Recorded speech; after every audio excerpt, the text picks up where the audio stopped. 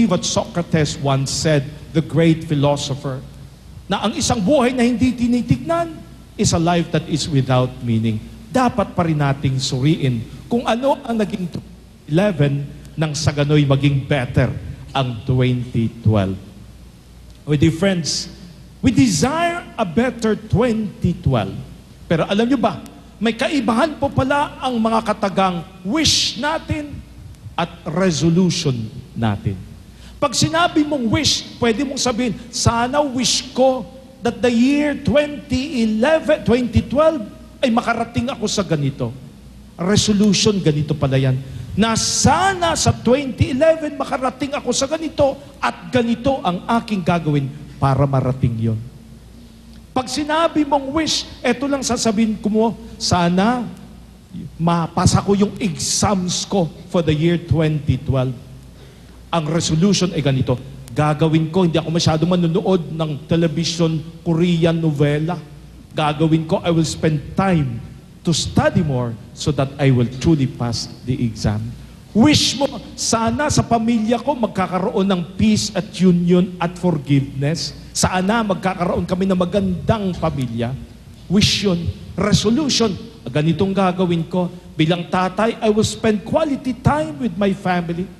Pag kami naandun lahat, hindi kami sabay-sabay manonood ng telebisyong, nagtatakbuhan kami. Gagawin namin, we will stay put doon sa hapagkainan para na kami makapag-usap. We will give each other time that is truly worthy of a family. Pag sinabi mong wish mo, sana maging malapit ako sa kay Lord, wish yun, resolution, gagawin ko, kikilalanin ko yung Diyos na yan. Kukuha ako at bibili ako ng 366 days with the Lord. Para araw-araw may nababasa ko tungkol sa kanyang ebanghelyo at malaman ko kung anong gusto niyang iparating sa akin. Yun ang resolution. My dear friends, brothers and sisters, there is no way for us to improve until we move from just wishing to truly resolving kung anong dapat gawin. Ano kayang kaibahan ngayon sa wish at resolution? Ito yun, na dapat handa ka na kung ano yung gusto mong makamtan, gawin mo ang lahat ng pamamaraan upang ito'y abutin at iyong makuha. Ang kagandahan po sa January 1 ay eto, ng ating simbahan ay ituturo tayo sa isang babae na nagdesisyon na sa oras na tinanggap niya kung anong plano ni Lord para sa kanya, gagampanan niya yun ng tunay. Alam niyo, si Maria ay sobrang special. Dinesisyon na Lord sa napakaraming mga babae na kanyang lilikhain. Si Maria na kanyang napusuan ang gagawin niyang ina ng kanyang anak. Nang pumili si Lord ng panahong iyon, alam mo, lahat ng mga babae tinignan niya na kanyang lilikhain at nag-isip siya, sino kaya sa kanila ang magiging karapat-dapat na magbigay dugo at laman sa aking anak? At ayon sa Ebanghelyo, ayon kay San Lucas, ang babaeng yan sa takdang panahon ay binigyan ng pangalan. At ang pangalan niya ay si Maria. Minsay ako'y nasa Cebu. Kinuwento ko na to sa ating TV Mas minsan. Ako'y napunta roon sa sinasabing boarding area. May mga binebenta roon. Yung mga dried mangoes ng Cebu at kung ano-ano pa. Pero may nakita po ako sa isang area ng isang painting na sobra kong napusuan. Ito po yung painting na yon. Pina-frame ko at tuwang-tuwa naman ako ng aking makita. Sapagkat ito'y gawa ng isang Pilipino, ang sabi sa akin, taga Cebu. Pero nang tinignan kong mabuti, sabi ko, ang galing niya sa theology. Pwedeng hindi niya alam. But the painting truly tells us kung sino si Maria. Tuwang-tuwa ako na makita ko sapagkat Pinoy ang dating. Here is Mary being revealed to us.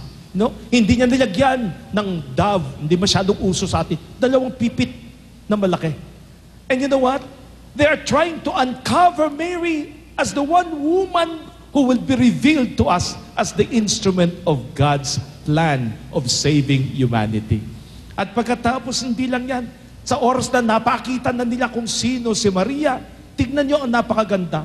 Iisang balabal lamang ang nakabalot kay Maria at sa handog niya para sa mundo. Mary unveils to us Christ sa isang bilao. And even as she reveals Christ to us, tignan nyo kung ano kanyang ipakikita. Ang Diyos ng pagpapala. You know, I love it when Jesus is presented to us as holding the harvest, the abundance of the gifts. He is the God of all blessings. He is also the first fruit ng kaligtasan ng buong mundo. And yet, abang kinakalingan ni Maria, kinakanlong ang kanyang anak, gustong-gusto ko, sapagkat si Maria nakatuon lamang ang pansin kay Kristo. Ang parang sabi sa atin, huwag niyo akong tignan. Kasi ako mismo nakatingin sa aking anak, sapagkat siya ang pagpapala, ang kaligtasang ating inaasam-asam. But if, as He presents Jesus, who looks at all of us with a smile, gustong-gusto ko yung isang kamay niya na nakahawak sa muka ng kanyang ina. That is the relationship between the child and the mother. Kahit ano man ang gawin nyo, si Maria special para sa kanyang anak, sapagkat si Maria ang naghandog sa buong mundo ng kaligtasan na ating inaantay. My dear friends, today the church honors Mary as the Mother of God. But she is presented to us precisely on the first day of the year para alam natin kung ano ating dapat gawin. Tignan ang ginawa ni Maria. Siyang ating halimbawa kung paano ang hinahangad nating pagpapala ay ating makamtan. At ano po yun? Tignan ang kanyang anak.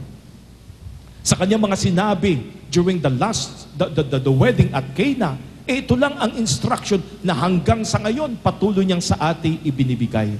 Gawin niyo kung ano man ang sasabihin ng anak ko sa inyo. Mary tells us, you want blessings, you want peace, you want salvation, you want the forgiveness of your God.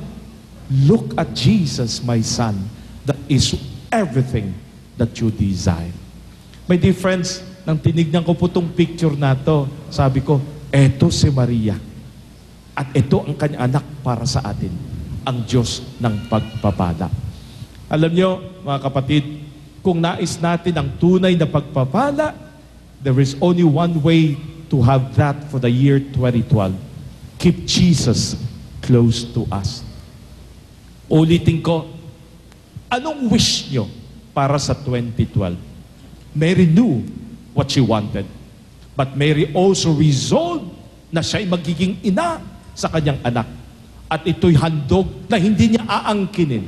Handog na ibabahagi niya sa buong mundo. Pinoy na Pinoy ang dating ng painting. Si Kristo'y galing sa Bilao. But Bilao means harvest, food, sustenance, providence. Yan ang Diyos na ating sinasamba. Sana po sa pagdesisyon natin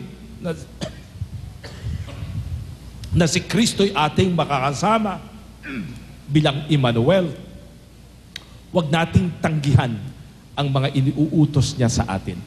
Kasi sometimes, gusto nating magbago. Hindi naman natin gusto ang mga pamamaraan para abutin to. Meron akong kakilala.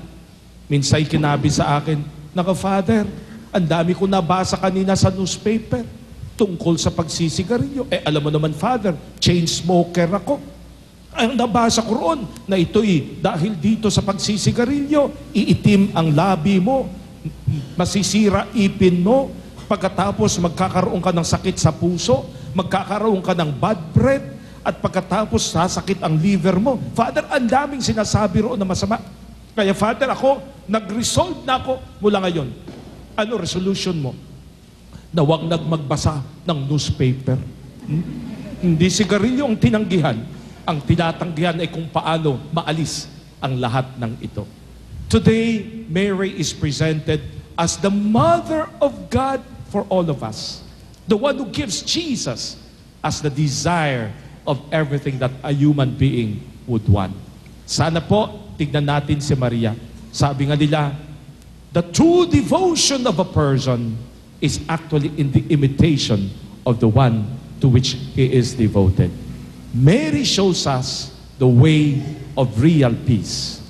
Go to Jesus, her son. He has everything that we desire. Amen. Tayo po'y magsitayo. I believe in God, the Father Almighty, creator of heaven and earth. I believe in Jesus Christ,